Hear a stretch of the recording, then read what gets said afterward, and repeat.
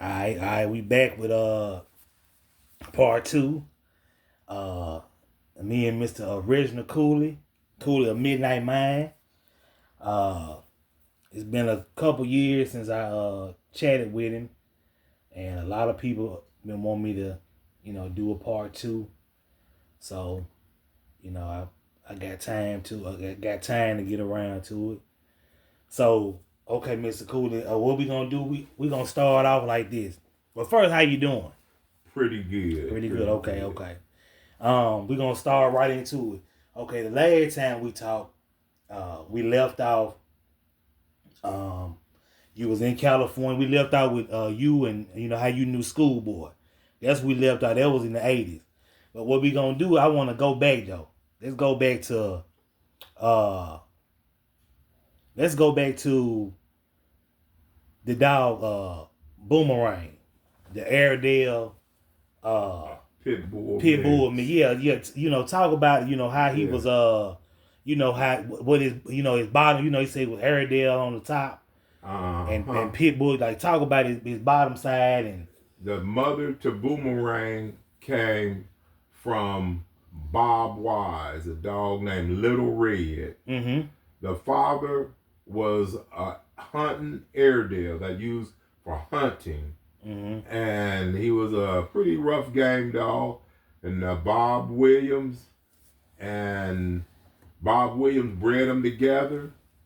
Bob Wise gave him the dog, Little Red, and they bred him to the Airedale and got puppies. And Boomerang was one of those puppies. Boomerang was a really good dog, a really gang rough dog. Okay, now let's talk about. You were saying how he was bred to. You were telling me about a dog that he was bred back into another pit bull. He was bred. Boomerang was bred to which one of them dogs Bobby bred him to? They bred that dog to several dogs. Mm-hmm. And the one that we got pups off of, well, we didn't get it, but my friend Charlie T got it from Bobby and them, and it was a Maximilian dog, and they made all right pups, but they were nowhere near the class as Boomerang, except one named Harley. Okay. Harley.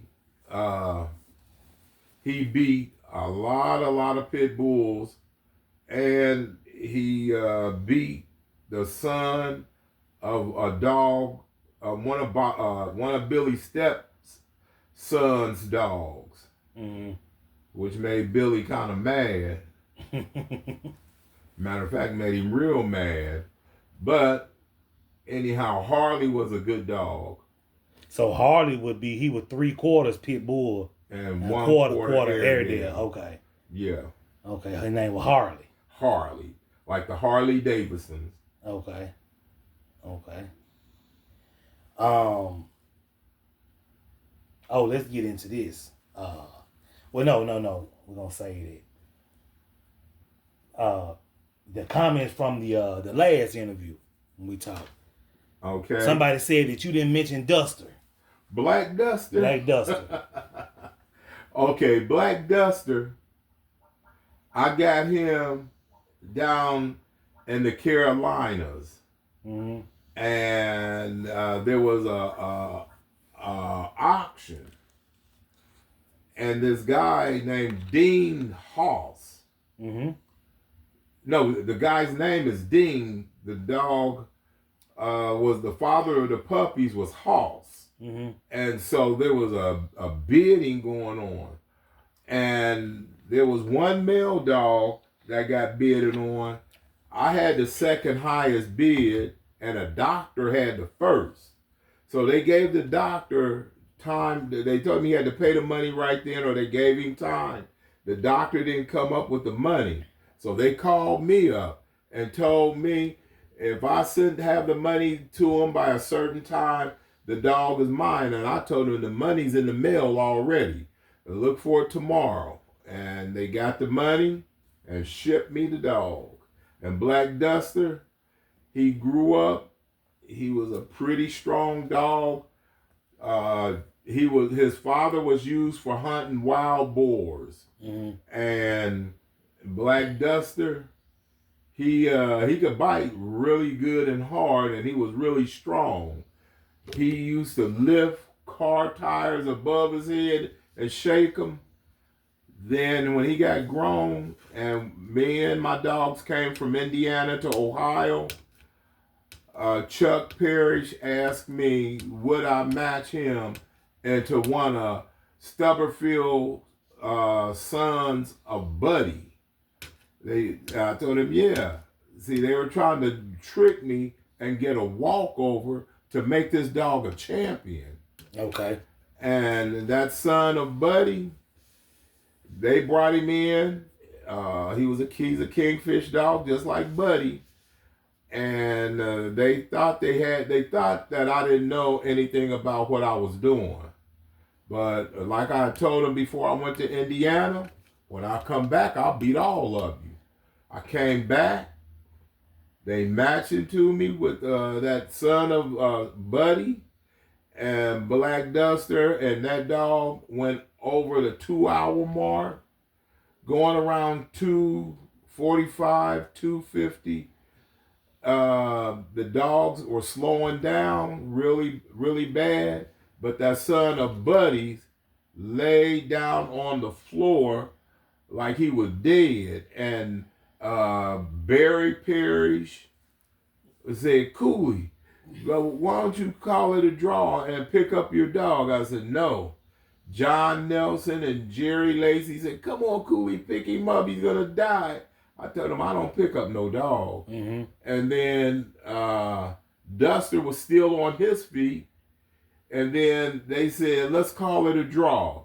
So I told them, because I knew they were shifty, I said, you pick up your dog first, and I will call it a draw. But Chuck Parrish had promised me some money before the show, before I even took the contract.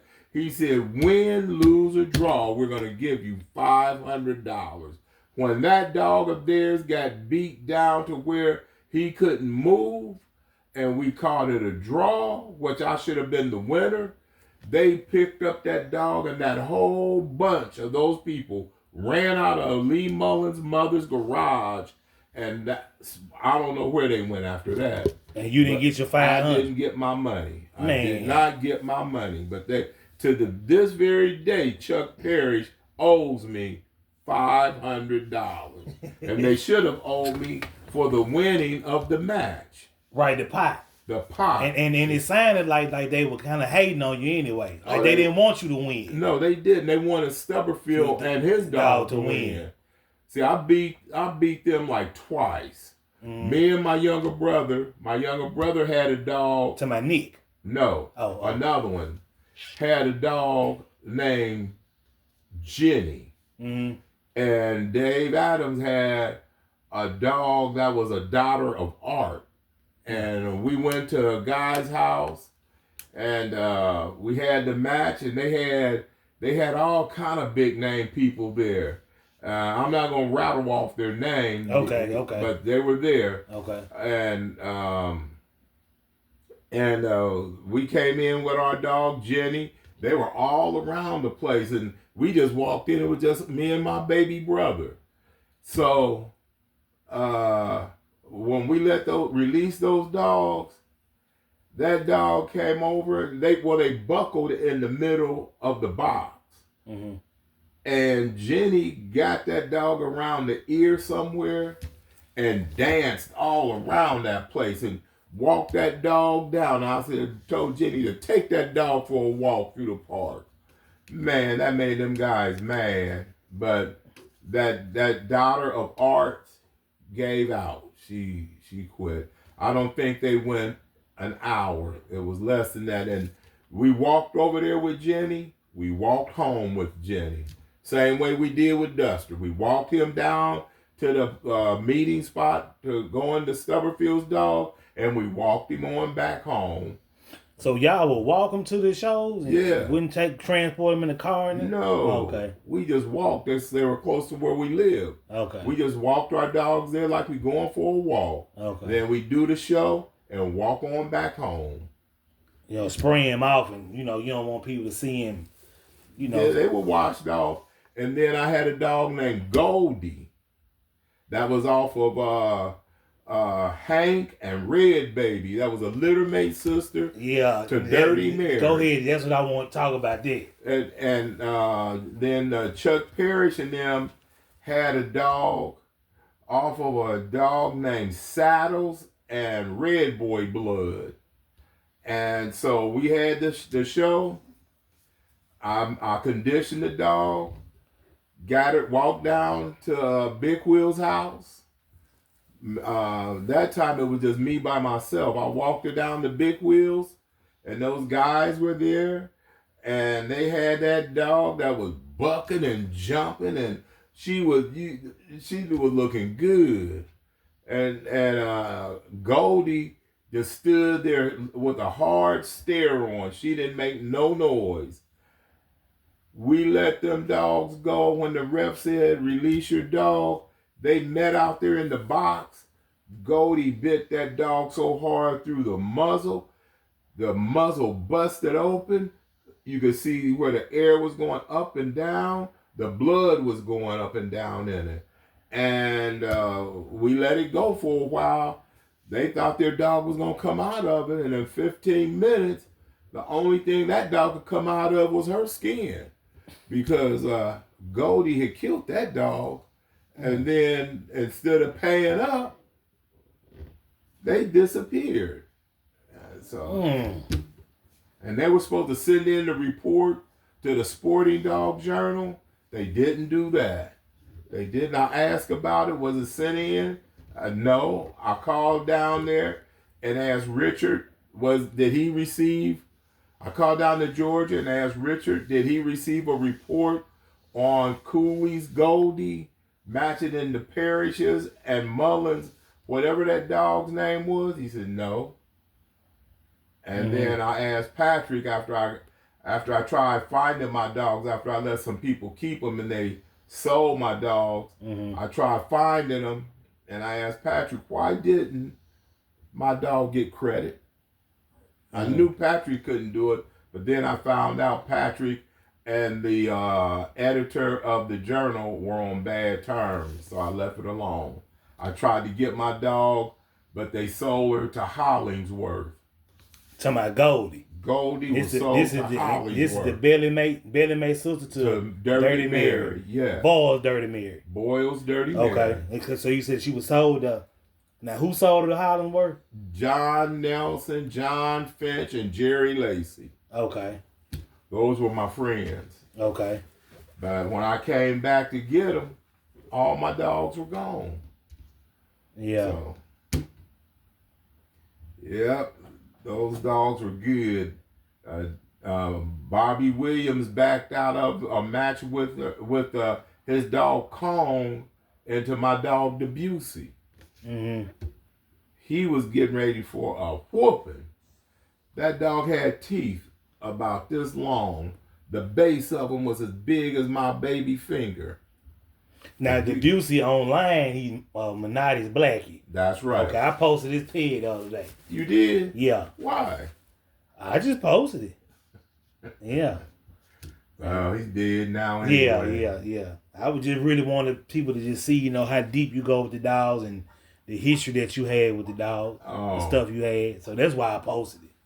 Yeah, Maurice Carver, I asked him about his breeding program, and he told me what he does, he gets the very best that he could find and breed it to the very best that he has. There was no special genetic program he had. He just got the best of the best and bred to the best that he had. So that's part of what I started doing. But I went on genetics when I did my breeding. I find do these dogs have the traits as this, the characteristics as this dog, and if they do, and I think they are meshed well. Then I put them together. Mm-hmm. They came out really good so far. Well, I mean, I think like today, people, say it's a mathematics and genetics, but I look at it like, if you look at the greats back then, let's say like the great Jeep or Rascal, they Mm-hmm. just these people didn't know nothing about mathematics and percentages. They just bred good to good. Grady Clemens did. Now he went out. You talking about Grady went off genetics and Some of percentages. it. Yeah, some of it. Okay, He had two dogs he always you had. talking Mr. Clemens? Grady Clemens. Oh, Gerald Clemens. Grady. I don't know, Grady. I know. He's from Texas. Old man Clemens that had a lot of the Eli stuff. He had a lot of Eli Yeah, dogs. his name ain't Gerald. I think you talking about Gerald Clemens. Well, when I talked to him back in the He '60s, said his name was Grady. yeah, Oh, okay, yeah. I think Thomas. Yeah, I think he passed some years back. he had a dog named Banachek. I got a puppy off of that dog, Banachek, and that dog had a big old head. He told me that dog could bite so hard he'd part the sap from a tree. Okay. And I had a match coming up in Fort Wayne, Indiana, and I called and told him I needed a dog. And I told him I needed a dog that could bite and part the sap from a tree. He started laughing. He said, "Bring the best you can find and come down here." I told him, "I don't have time for that." I said, "You just tell me how much money to send you, and I'll send it to you." And that's what I did. Went to Fort Wayne, Indiana. We beat a kingfish dog owned by a buddy of mine. His last name was Crawford. His dog was supposed to have been a bad one. We beat him in under 10 minutes. Because that dog did bite hard. He bit hard. But Black Duster stopped him. So now you was more into the punch instead of the game. And which one you like? Focus more on? The one that I want first is smarts, gameness, durability, and wrestling ability. Mm-hmm. They got to have every one of those. Not just like I saw some dogs do lay down. Mostly dogs that were kingfish did this. They let a dog grab them and they get a hole like here, and then they'll lay down on the floor and let the other dog tire out. Then they'll get up and win the match. Well, I don't want no dog like that, because had they fought a dog named Zebo, or if they had fought a dog named Art, and they did that madness, they will die down there. Right. No, I don't want that. They got to be smart. All my dogs have got to be smart. When I tell them to get around, they got to know. Move, get around in that circle. They got to know. And that saved my dogs many a times. Yeah. Okay. Yeah, because I seen some that, we talking about this like in the 90s. Do a lot of laying around. I was I never liked that trait. No. Some guys say, "Yeah, my dog will lay there until that other dog get tired and then get up and kill your dog." Well, you know what? If had it been Black Duster, you lay down there and you're going to get tossed like a tire up in the air like he did that kingfish dog. He lifted that dog up in the air off of all 4 feet. Didn't have a foot on the ground and was shaking him in the air. So, now tell me about you. Okay, you say you supposed to win into Mr. Floyd Boudreaux. Yeah. When you say Boudreaux, you always say that. Go ahead. Yeah, he was he was with these guys. Rest in peace, Mr. Floyd, too. Go ahead. These guys that call themselves the what was that? The Kennel. A guy we used to call Fat Juan used to keep his dogs. They were called Old Town Kennels. And Fat Juan had some of his dogs there, and he had another one there named Red Boy or something like that. And I had a dog from Charles Good off of some of Charles's dog, had the Red Boy blood and had the Jeep blood. And that dog was a small dog. He weighed about 40 pounds, 35 to 40 pounds. And he would bounce like a basketball, trying to get to another dog. And Juan had his dog out there and telling me how famous the dog was and what the dog could do. And I told him, well, let's put them together. Let's get together. And so it turned out that we didn't get those two together, but they got a dog from Floyd, a female, that was supposed to go into one of my dog, Phobus's puppy named Sapphire. And I don't remember what happened, but Juan and them went into somebody else, and then Juan told me the dog lost in about 15 minutes. I said, Juan, why didn't you go into me and let me get that credit? Because Sapphire, she was bad. I conditioned her, and I couldn't get her to that match with Floyd's dog. She went to New Jersey. She beat the Jersey boys. Mm-hmm. She came back to California. They took her to Texas. And she, Sapphire and Bonnie Girl, they went to Jersey, beat the Jersey boys. They came back, went to Texas, and beat dogs off of Mayday. Mm-hmm. Mayday he was riding high then, mm-hmm. And those two dogs went in there, and they tell me Sapphire went from that dog's nose to the tail and had that dog stopped in under 30 minutes. Bonnie Girl, they said, scratched like Hank. She would go at the dog and then go over to the side and watch. And when the dog don't look, she fire into the dog. But she won too in less than an hour. So they beat both of them dogs. They came back to California, and Cubo, I don't know who the last one was that Cubo made a match with, but both of those dogs made champion. And they were all for Phobus, and from me and Hera Girl from Mary Schaefer's, that whole litter of pups came up to be champions. Oh. Sure did. It was 8 puppies. Only one didn't make it because she got poor keep, poor food, and her teeth just fell out in the pit. Oh. Yeah. But the two that they were directly off Mayday? Yeah, they were off of Mayday. Okay, right off Mayday, okay. Yeah, they got whooped. And then another dog of mine, that a young man, I won't tell his name, but he lives in Brookhaven, took into some Mayday blood. Mm-hmm. And those guys came, I think, from Arkansas, Texas, somewhere. And that dog, she beat that Mayday dog so bad she bit the pads of the feet off, beat the dog down till she couldn't move. And those folks that had that Mayday blood tried to buy her from the boy right out the pit. Mm-hmm. Right out the pit. Mm-hmm. People used to call my dogs those black and white dogs. Okay. From Brookhaven. Okay. Yeah. Okay. Oh, this is what I wanted before I forget. Another comment that was left on the last one that we did. The guy had said Kingfish was Chuck Parrish's dog. Dave Adams had to pay for him because they didn't want a black man to own a registered dog.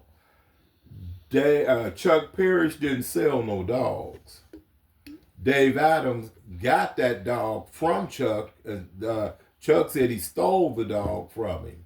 Oh, so Chuck saying that. So Chuck told you that, that Dave stole it from him. Yeah. See, the Kingfish was the first pit bull me and my brothers ever saw. We didn't know nothing about no pit bulls. Mm-hmm. We knew that we saw a funny looking dog in a chain link fence. The way we would go back and forth to school, and after we go home, we go by and we see that dog. We go home and get our street mutts. We come back and tease that dog with our dogs. Mm-hmm. And Dave Adams will peep out his window, out the curtain, and look at us. And we're out there steadily messing with his dog. And that was before he moved to his new residence out of Hamilton. And that was when I saw Kingfish. He was a brindle, ugly. Well, he wasn't black brindle. He's like red kind of brindle, ugly looking dog. I think on the picture he looked like he was a red nosed brindle. His ears was done. Mm-hmm. I think that's the dog I saw the picture of online. I'm gonna have to look him up. But that dog made a lot of good dogs. A lot of good dogs. He gave John Finch puppies. John Finch had a dog named Mean Jolene off of Kingfish. She produced some good dogs that made champion. They made champion. So I didn't know Dave Adams stole the dog from Chuck Parrish. So did he put the correct pedigree on the dog? I don't know. Oh. I do. And it's the one that had the Zebo dog, Adam Zebo. Dave Adams got Zebo from Mountain Man, yeah. From Mountain Man, right. He had what was that dog? Gilman's big old black ugly dog. Big old black ugly dog. Lots of people try to get him in their pedigrees because he produced game, hard biting dogs. I think that dog's name was because I tried to breed to Art and I saw that ugly dog. I told Dave, that's the ugliest pit bull I've ever seen. His nose looked like it was turned up backward. What was his name?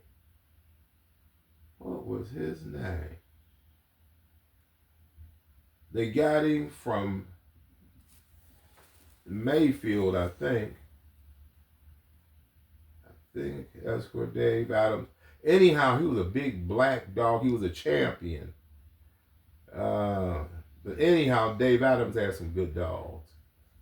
Him and Bruce and Dan Kimberlin and Bruce Crutchfield. Mm-hmm. They were all three together. So let me. Where did Chuck? Where did he get Kingfish from? Chuck Parrish got that dog from Cappy Ross. Got him from Frankie Creed. They had a dog they called Peanuts, and excuse me a minute. They somehow the dog didn't do what they like, and they would give them dogs to Chuck Parrish because that Chuck Parrish was like their boneyard. They would take the dogs down there to Chuck because they thought that would be the end of them. But Chuck Parrish took all those dogs they said were no good, bred them together, and came out with world beaters. He sure did. He made a lot of them. Oh, so that's where he got the Kingfish dog from. Chuck Kingfish came from over in the Chicago area somewhere. I don't know if it's Chicago or Indiana. No, he didn't come from Indiana. Okay. But he came from up somewhere by Chicago where Cappy Ross lived, Frankie Creed, and what's that other guy's name? He's a real famous guy. He went to military and came back. Wise? No, not Bob Wise. He's from Indiana. He sent a dog out to Texas. And Carver and Klaus got the dog, and they called it Mary something. They produced what was the dog's name? I would have to ask my friend Buffalo. Oh, okay. That I can't remember so many years has gone by now. I can't remember like I used to could. Yeah, how Buffalo doing? He doing pretty good. Okay. He doing pretty good. All right. I know that one time you had put me in, we was on three-way, you let me talk to him. Yeah. Got to talk to a legend. Yeah, I talked with him the other day. Okay. Yeah, you were like, hey, you want to talk to him on three? I was like, yeah, I talked to him on three-way. Yeah, put him on the phone. Yeah, I had because he had just did he was on another video on YouTube and he was talking to somebody and then and then that's when I asked, did you know him? Because I heard him being being interviewed and he was like, yeah, I know him. You want me to call him on through? But I said, yeah, call him. Yeah. So that's how I got to talk to him and meet him or whatever through the phone. Yeah, Buffalo's doing all right now, but Okay. he's like me. Father Time got us by the throat. Yeah. Yeah, Father Time. Mm-hmm. Yeah. Well, I'm gonna go ahead and end this thing. So like I say, well, let me say something about Patrick. Go ahead. Patrick, when I first met him, he was just starting to get good dogs. And every time a person got a dog from Patrick, wherever they were winners. They went across the country winning. Mm-hmm. One time, Patrick had a whole litter of pups. One weekend, every one of those pups won at a show from the East Coast to the West Coast. Mm-hmm. They won. And then Patrick got some other good dogs like Hank and Jeremiah and Two Bits and a lot of them. He was doing really, really good. Mm-hmm. Patrick, he's a good man. A lot of people don't like some of the things he do, but hey, that's Patrick's life. Right. He's the one that got to answer to God. Right. So, but he's a good man. He did real good, and I have always liked his dogs. I've told people when you want to get a good dog, call Patrick. Mm-hmm. And Patrick started breeding back in, I know, the 70s. He may have even been breeding in the 60s. Mm-hmm. But I know I got some good ones from him in the 70s. Okay. Well, I'm glad you got to throw that in there about Mr. Patrick. Yeah. Okay. Well, we're going to end it right there. Y'all, that was part 2 of Mr. Cooley, Midnight Mind. All right, y'all. Later.